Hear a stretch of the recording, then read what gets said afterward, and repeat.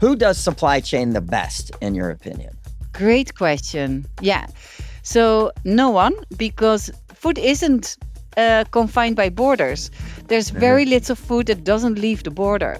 Most of the supply chains are international crossing borders, and that is where a lot of things go wrong. First of all, blockchain solves the data integrity challenge. So as we talk food, we have food security, we have food safety. So really serious issues that matter for humanity. So here in the United States, it feels like consumers are trying to connect more with the origin of their food. So some of Yes. them want that information. So that's interesting, but maybe that's not But this is worldwide. massive, David. No, it is. Yeah. It's Okay. actually it's a generational thing.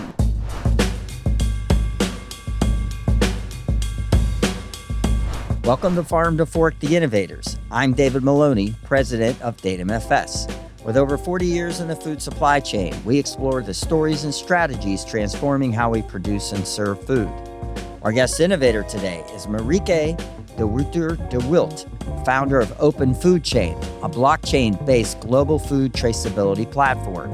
Today we discuss the current state of technology and data in the global food supply chain, why Asia is catching up to the US in supply chain advancements, the role of manufacturers in driving innovation, and Open Food Chain's mission to connect consumers with the origins of their food. So buckle up, hit that subscribe button, and let's harvest progress together. This is Farm to Fork, the Innovators, where the future of the food supply chain starts with this episode. All right, Marieke, welcome to the show. Tell us a little bit about yourself. Yeah, sure, David. Thank you for having me, of course. So I'm a Tanzanian-born Dutch, live in Amsterdam, have a company in Amsterdam, and have been fascinated and passionate about food for my whole life and for the agricultural part of food. So really from the farm to fork supply chain part. We have the company Open Food Chain. We're based in the Netherlands, but we operate internationally. And I can tell you a lot more about that, but I'm sure that will come out in the rest of the conversation. Okay, so if you could summarize what in like a couple sentences what Open Food Chain does until we dive back in, just for our Sure. listeners. Sure. Yeah, Open Food Chain is a traceability solution based on a public blockchain. And that means that for consumers, you can finally know what you're consuming and you can rely on the facts and the claims they make. So if there is any claim made, you can trust the claim, and that's a novelty in food. And for businesses, you have a lot of efficiency. So there's a lot of inefficiency in data exchange, and we solve that data inefficiency. We make the data more accurate. Great. Thank you. But in short, we are a traceability for food, so you know what you eat. Okay. And so I just learned, so this is a Friday and East Coast 10 a.m. time, but it's after 4 at your office, right? It is. And you The guys wine have a is out. tradition. Yes. Yes. So tell us a little about. Yeah. Yes. Yeah, I mean it's Friday afternoon, right? We work hard, we work intense, so then we decompress and we have a nice wine and we are more productive Yeah. even. Okay. Yeah. All right. I like it. And is red or white? Rosé? Both? All three? Or No, it's red because it's horribly cold. It's sunny though, but it's cold. okay. So the Netherlands is still in winter modus and red is better for wintertime, we Okay. think, in the All right. office. Great. Well, I love it. We still need to put the wine on the blockchain. I know there are some blockchains out there who do that, but we're keen to work on that too. Okay, cool. Great. All right. And so, just a little bit more about yourself. What got you into this? Like you said, you've had a lifelong passion about Yeah. food, but how did you get here? Yeah, so I started at an agriculture university, Wageningen, also a name that is impossible to pronounce. It's the east of the Netherlands. It's actually one of the best agricultural universities in the world. They claim, but it's also on the lists of one of the best. And I started to compile something along the lines of computer science. But I compiled my own master's, which is something that is possible in most universities, but they don't like you to do it. Mhm. And it was really focused on information exchange and digitizing, the information exchange. And back in the days, that was really very robust and rudimentary stuff, right? So it really feels like a different era altogether. But that's how I kicked it off. So focused on food, agriculture, and digital and data. And then the more I got into supply chains, I actually worked from different continents. So I traveled a lot. I lived and worked a while in Latin America. I lived and worked a while in Africa. I lived and worked a while in Asia. Same for different parts of Europe, Switzerland, Scotland, etc. And I came to the conclusion that, we really don't have our data in order. And when I came back to the Netherlands, I thought, well, the Netherlands is really sort of, we're actually number two in terms of export and in terms of agricultural innovation. We used to be number two. I don't think we still are. But the Netherlands has a good agricultural ecosystem and economy. And when I came back to the Netherlands, I thought, well, here is like the golden egg in terms of data. And I went to work with farms, and I noticed that actually they do their administration with a, a piece of pen and a little notebook that they have in their pockets, and you can't read the numbers at the end of the day. And that is how digital we are in the Netherlands. And still today, it's not a lot different. Yeah. So there's a whole thing to do, and that's where, I like to fix complex problems, and that's one of them. Yeah. Interesting. I mean, I'll plug our restaurant Pastry Art in Sarasota. We still have one of our bakery suppliers that it's handwritten invoices that are software we use to take pictures of it and track prices and inventory with can't pick Mm. up. So I No. have to, Yeah. it's not Yes. legible. So I have to write what Yeah. it is underneath AI it. is useless. Yeah. Exactly. Yeah. Yeah. Yeah. Yeah. Yeah. No, and still, I mean, I know a lot of farmers in the Netherlands, and they're like in the US, they're pretty big, right? They're not like the Mhm. smallholder type of guy, but they have like real solid investments. There's one farmer who is officially an airport because Mhm. he uses drones that land on his farm. So he's highly digitized, but if you look at his administration, it's a mess. It's like your background. Mhm. I see some boxes on your background, Oh and yeah, that is so I'm in the warehouse. Yeah, I'm in our office warehouse at Pastry Art Cafe, folks. For those of you who aren't looking at doing this on YouTube, that's his administration office yes, of a yeah, firm, right? That's how it yeah, looks. yeah, Yeah, and that's where the data sits. It sits in those boxes.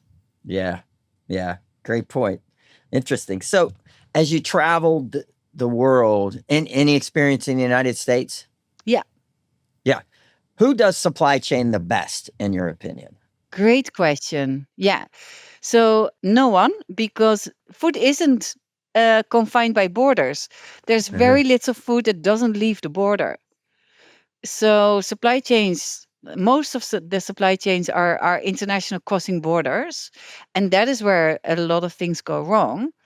But if you would look like, I mean, you have a big country, right? And we're we're tiny, so you would have it better organized only purely because you have more aligned regulation, where your border, your crossing of your states is Hmm. easier than if you cross from the US to Europe, for example.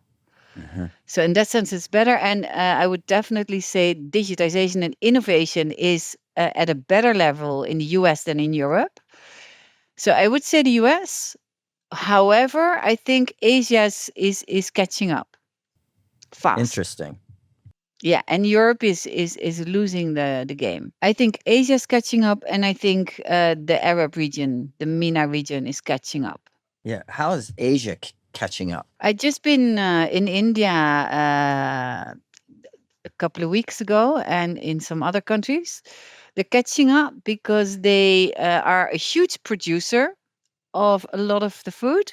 They have a very strong consumer market, and the incomes of the consumers are increasing. So the supply chains are getting more mature and more solid. And they're starting to export, and they do have a solid support from governments and agencies and venture capital. So the fact that, if I hear you correctly, the benefit is that because they're kind of emerging, if that's fair, Yeah, fair. They don't have these old habits they have to break. Exactly. And they don't have, so the farmer in the Netherlands here, the drone guy, he has 3 farm management systems. He doesn't use any of them. He uses one for government reporting because that's obligatory. If you don't Hmm. enter your reports on time, you get a fine. So he has that one, but he doesn't use any of them really.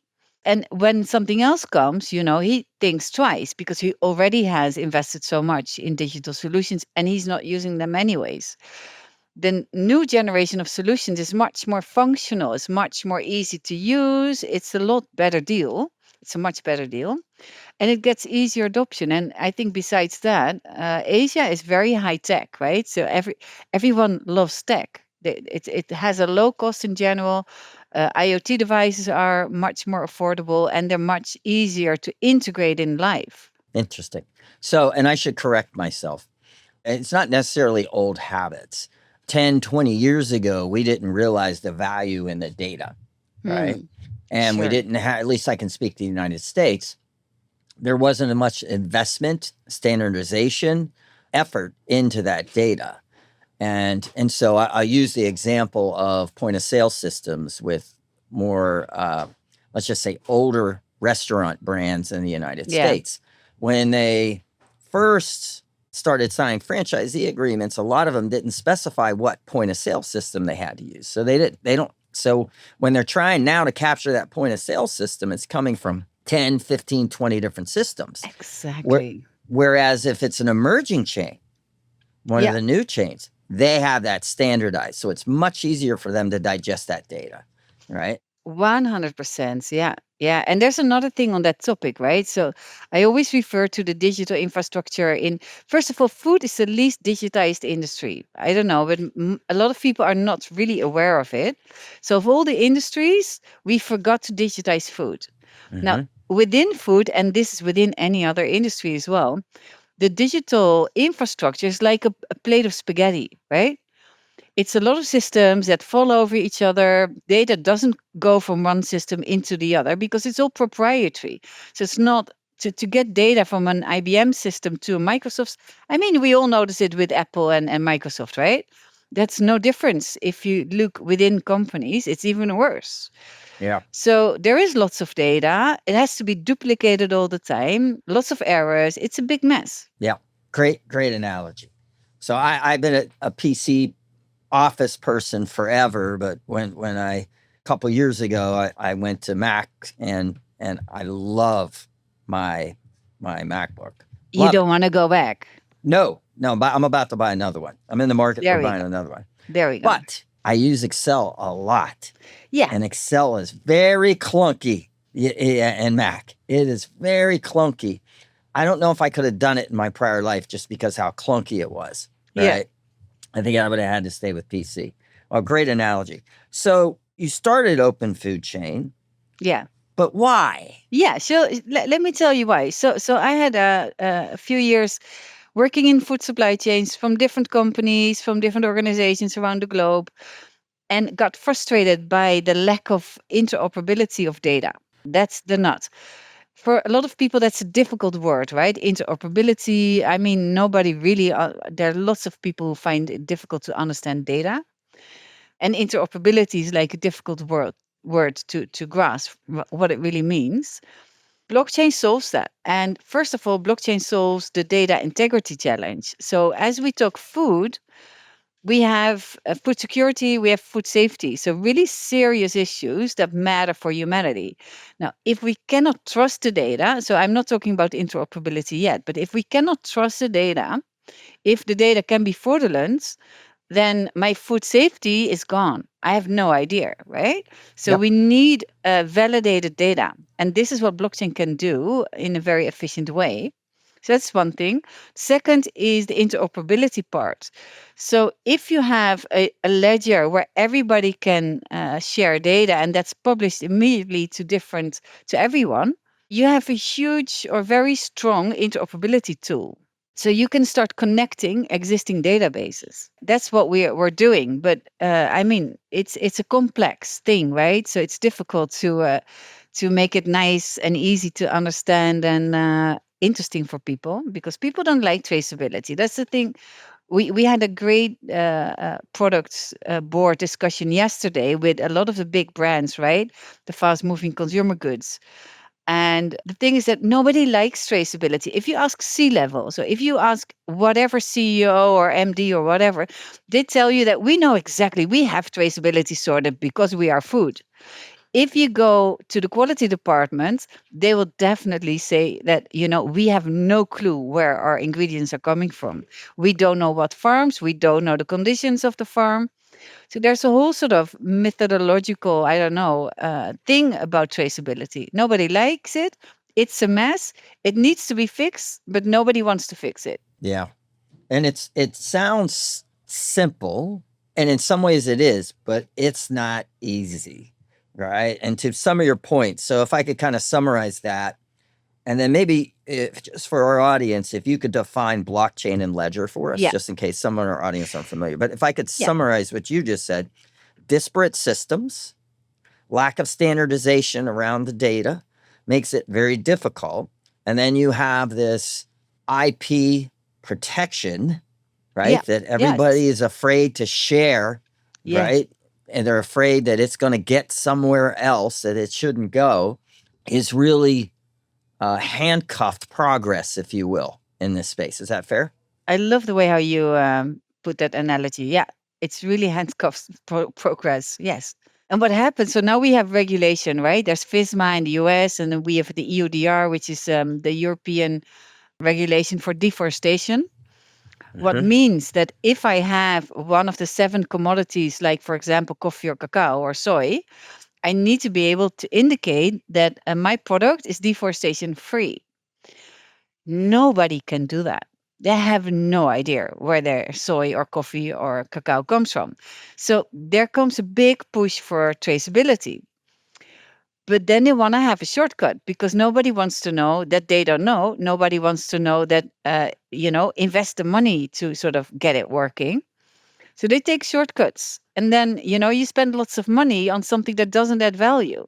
So you tick the regulatory box, but you don't solve the problem. Yeah, and that's one of the challenges with FISMA, in my opinion, here in the United States, is there is not perhaps enough penalty there and there's really nothing except unless until that first business gets sued civilly. Yes, exactly. Because they don't comply, and somebody realized, I'm not sure there's enough penalty there to create that sense of urgency for the industry. Yeah, that's the thing, right? And that's where you need good governments. I don't know to what extent you see your administration going after penalties, but in Europe, that's the same thing, right? So there's this beautiful regulatory framework, and now what? They just postponed it for a year. The cost of that postponing is massive. The one who picks up the bill is us taxpayers. And it doesn't, it doesn't bring anything closer. It doesn't bring traceability closer. It doesn't sort of help the forest. It doesn't help anyone. It's just very expensive. So I'm a believer that traceability doesn't sell, at least so not yet. Yes. That the industry is having trouble seeing the benefits. Yeah. Acknowledging the benefits. Yeah, Yes. there you go. Acknowledging the good. Beyond compliance. And let me put that aside for a second because I want to get back. Can you define, but I want to dig deep into that. Because as I'm sure you will speak to, there are a lot of benefits to traceability, right? And so point number one, to your point about food safety, here in the United States, the average food recall takes 57 days to complete. Yeah, there we go. Right? There we go. But to me, there are some benefits, even to the consumer, beyond food safety. But anyways, can you define blockchain and ledger for us, please? Yes, sure. Yeah, blockchain is a shared ledger. A ledger, it's like where you take, it's like a record book. Yeah, database. It's Excel sheet. Yeah, it's an Excel sheet. Yeah. So okay, database, table, whatever. If I enter a number on the table, the moment I put enter, everyone sees the number, and I cannot change it. That's blockchain. Yep. That's all it is. Yep. And so why blockchain? Why is that important? Because of the immutability. So once I do it and it's published, I cannot change it. I cannot alter Hmm. it anymore. So this is for the food safety component, right? So if I say that it's go to your there's lots of foodborne there's lots of diseases and issues in food, right? Hmm. So if I have data that registers the quality of my product, of my ingredients, there is something wrong with my ingredients, then you can immediately do that recall because you can see exactly that number. And I cannot change it afterwards. So I cannot fraud with it. I cannot play around. Now, for food safety, that's important. So that's why blockchain. Now, I do have to emphasize it's not just any blockchain, it has to be a public blockchain. So it has to be a fully decentralized blockchain. A centralized blockchain or a private blockchain, maybe this is too technical, I don't know. No. Yeah. But if you would have, so IBM's Food Trust, for example, um, is not a public blockchain. It's run by a few indicated nodes, so they can still then decide, oh, this is too politically sensible.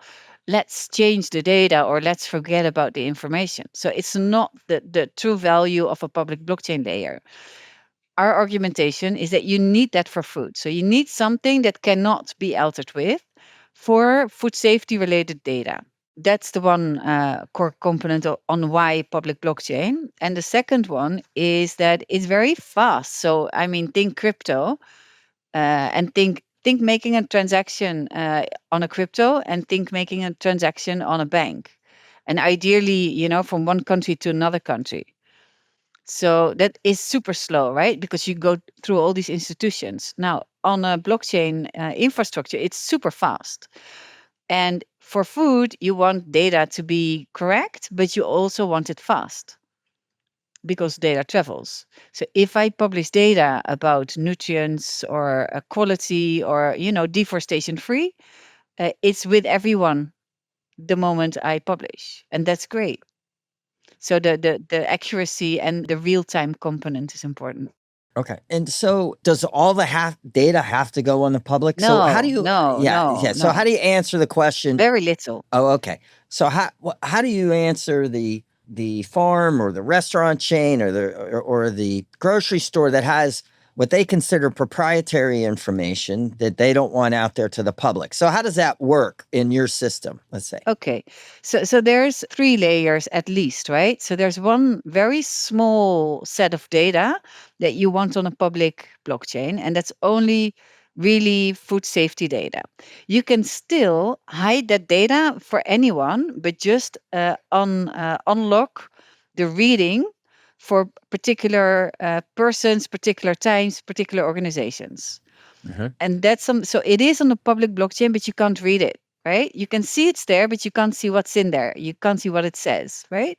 So you see a box, but you cannot look into the box. Hmm. Now that's a very important one. Then the second one is, where you do want to have give access to, where you don't want to have it on the public blockchain, but on a more privatized infrastructure. The third one is where you really don't care. It's like information on a farmer, the nice family story. Everybody trusts. No one really cares, right? It's great information to have, but if it's frauded with or not, if he really has three kids or two, or if he really has blue eyes or green eyes, I don't really care. It's nice to know, maybe, but it's not critical. That information you don't want to have near blockchains. And that is the most, that's say 80% of the information, right? Yeah. Interesting. So here in the United States, it feels like consumers are trying to connect more with the origin of their food. So some of Yes. them want that information. So that's interesting, but maybe that's not But this is worldwide. massive, David. No, it is. Yeah. It's Okay. actually it's a generational thing. So it's Gen Uh-huh. Z who's really changing the way we consume. This is in India, this is in the US, this is in Norway. Gen Z is different about food. They're picky about food. They're picky about data, so they want more data, and they influence my generation and other generations. So for the first time, consumer behavior is really changing at scale. but we're only starting to notice that now, and that's also why we really think that next to regulatory requirements, which are necessary, but as you said, if they're not gonna penalize, then there's no sense, right? Hmm. Nothing's gonna change, nothing's gonna happen. The best force is actually consumers, because everyone wants to, you need your consumer. So if Hmm. consumers start to ask and demand reliable, verified data, then we're good. Yeah, amen. I Yeah. believe that it's a consumer that has to drive that. And I think the consumer will pay for it. Yes. And I mean, they don't really need to pay for it, because the thing, and this is a misconception. If you organize your data, then the price is very much going to drop, because there's Yes. so much inefficiency. So that to have good data is going to make your whole product much more competitive. The whole notion that having, a digital product passport is more expensive is false. It's not. Yeah. So if I hear you correctly, you're saying, okay, so we've kind of talked about a few benefits here. We've talked about food safety. We could get recalls down from here in the United States, almost months to minutes, right? Exactly. Yeah. Yeah. And imagine the cost of that, right? The cost of those recalls. I mean, it's a health risk, Yes. but it's crazy expensive. Yeah. I mean, and not just the process of the recall itself. It's how are the ancillary companies that may have had nothing to do or nothing to do with that recall, right, affected, right? And so think about your tendency if you hear a recall on something like romaine lettuce, right? Yeah. Yeah. And they'll be able to somewhat point where that kind of lettuce came after maybe a couple of weeks. But generally, people aren't going to digest that information. And a lot of people are going to stop eating romaine lettuce for a while. And it's going to impact the whole romaine lettuce. And some people may not eat iceberg lettuce, Yeah, right? exactly. And that's never really well measured. So Yes. my fact is that we really highly underestimate the real cost of recalls. And Yeah. then also on the environment, right? Because we had the biggest food issue that we had here, I think it was maybe 5 years ago. It was also with eggs. It was there was fipronil, so there was some stuff in eggs that wasn't so damaging for your health, but it was slightly above the legal allowed size. So we destroyed all eggs in the Netherlands. All eggs were just destroyed because of a health risk. The health risk wasn't really there, but it was above. So there was a lot of commotion, and it was like, nobody trusted eggs for a long time. Now I think we're back to normal. It took us 5 years. Yeah. Well, as we were talking offline, if you got some extra eggs, you can send them to the United States Yeah. right now because we've got record prices. Okay. And so the second benefit that you kind of hinted on was the price would drop. Is the data, because it now becomes part of this blockchain? I think, is it fair to say that one of the benefits is that data now becomes collaborative amongst the supply chain partners? And think of, right, how if the egg supplier or the beef supplier understands how much of their products being processed and sold to what locations and purchased and what's going where, they're able to more efficiently produce and source their products, Yeah, which is enabling the farmer to be more efficient if they have access to that data, which drives the price lower for everybody. it Right? Is that does. fair? Yeah. Yeah. And only think of taking your background, the warehouses. So the impact that if you have accurate data on where the food is, or the nutrient actually, and where it's going, then your warehouse capacity doesn't need to be that big. And that is the real cost, right? In supply chains. It's the warehousing, it's having your reserves. So Yeah. imagine if they go down drastically, if I can just have exactly enough for the day. That would be a lot of less waste and finance. Yes. Yes. So helps your cash flow. Yeah. I'm a believer in our restaurant. We want to be as lean as possible because inevitably something's going to happen. It's going to product's going to get misplaced. Not that you'd be able to tell we're real organized by my background, but and then products going to get lost, whatever it may Yeah, be, right? sure. Expire, whatever, right? So we mentioned food safety, supply chain efficiency. Let's talk about some of the other benefits. Then I want to jump in more of the nuts and bolts, like if I'm a restaurant chain or an agricultural producer, whatever. How do I work with open food chain, right? Yeah. But so is it fair to say you mentioned the consumer earlier? At least in the United, we were in Europe this summer, and we're reminded how much the meal, at least where we were in Europe, was important as compared to us in the United Ah, States, where were you? In right? Italy or something? Yeah, I was in Italy.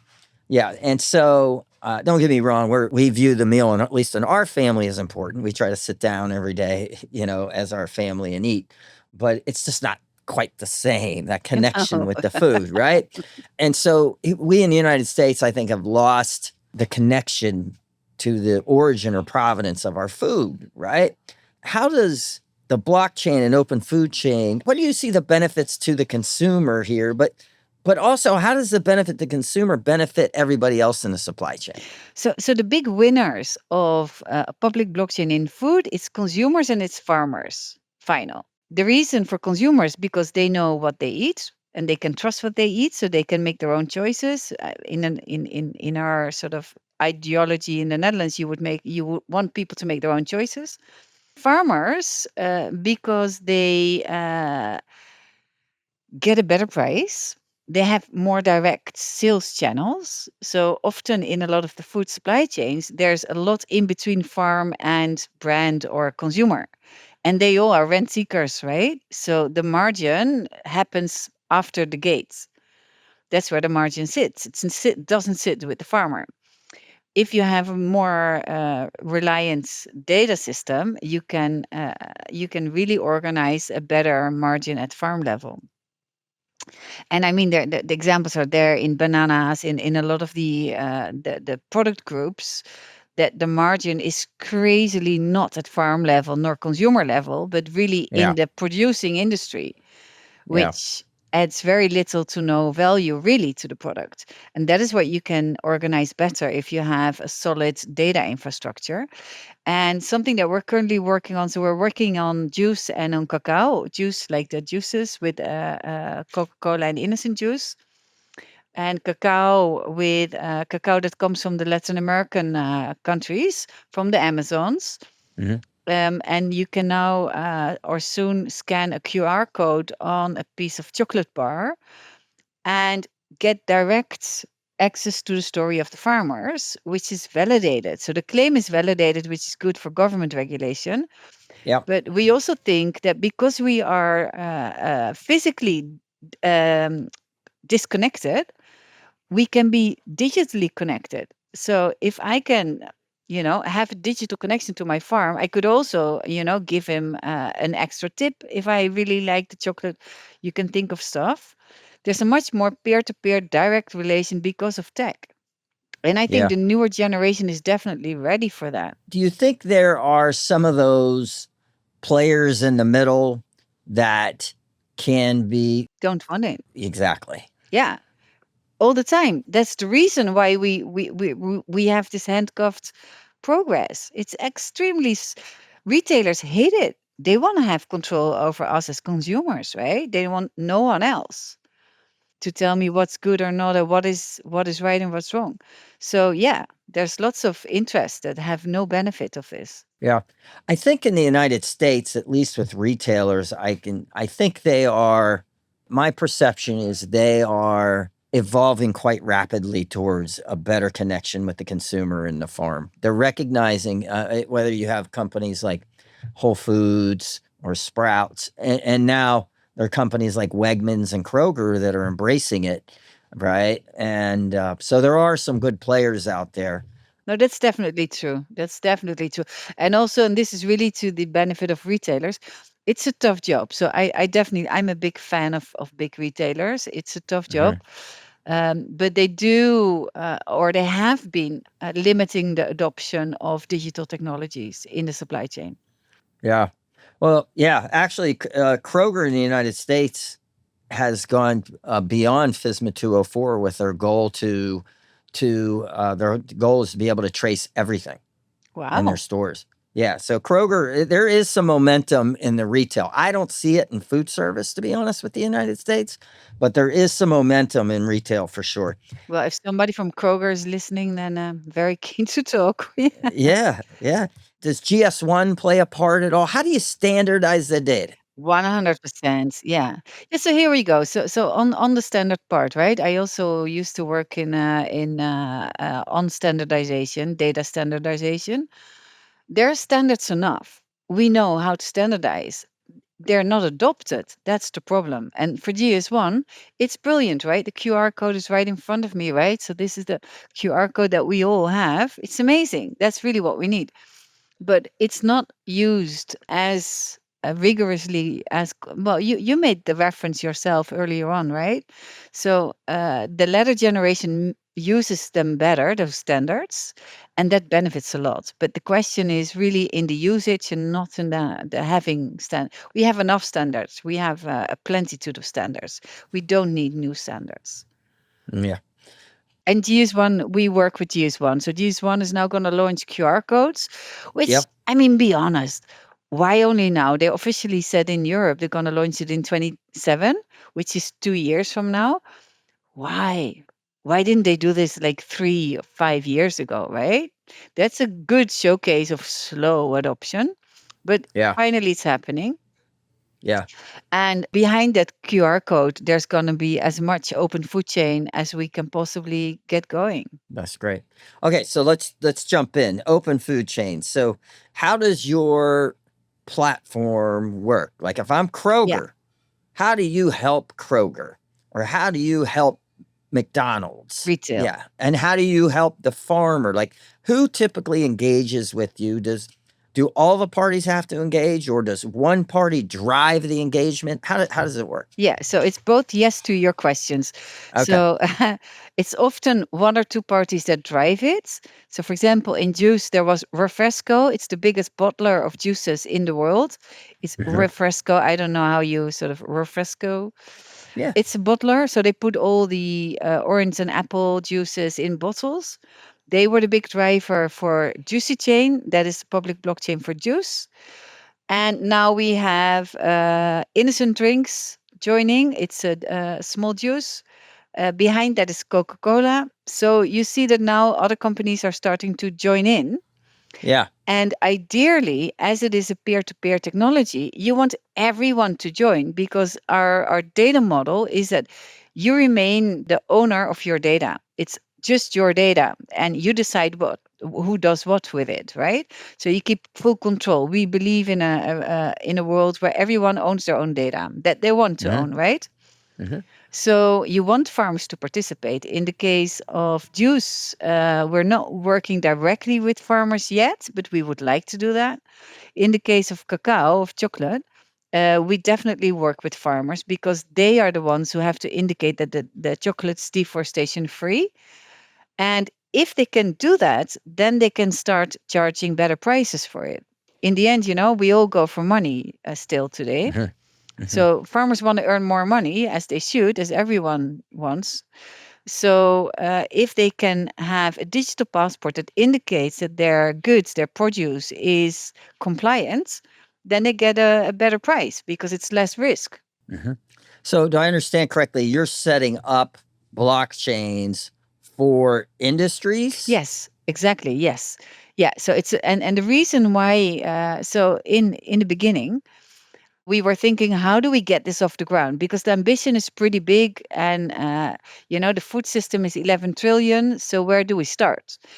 And the route that we took is that we start per industry. So we started with juice, then we now start with cacao, and we have other. So we're keen to kick off fish and to kick off meat and to kick off all the others.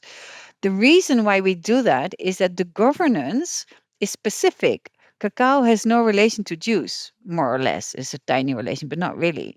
The meat industry is really different in dynamics in terms of players than coffee is.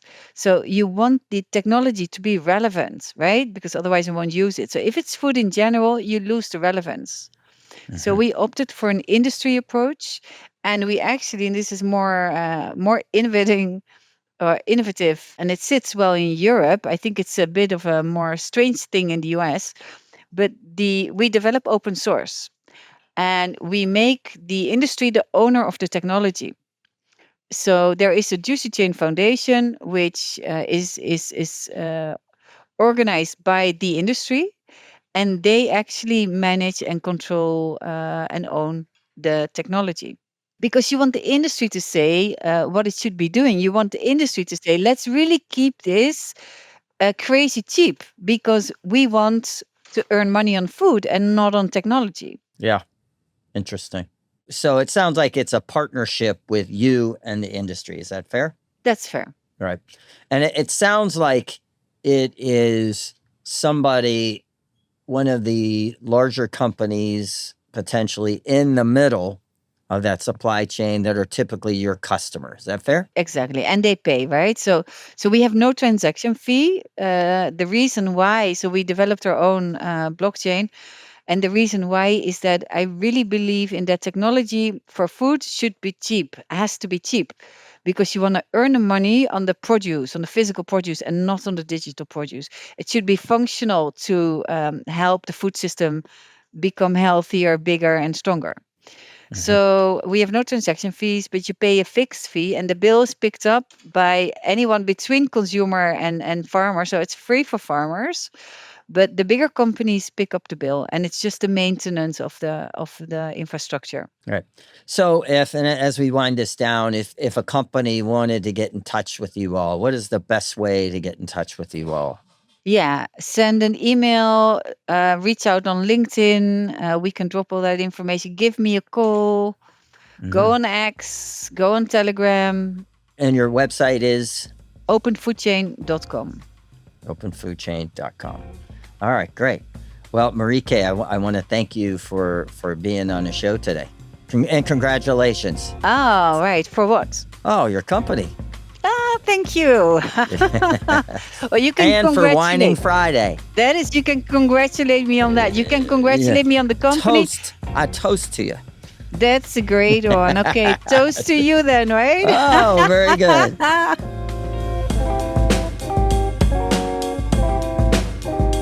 And that brings us to the end of another insightful journey through the fields of innovation on Farm to Fork, the Innovators. It's an honor to have you listen.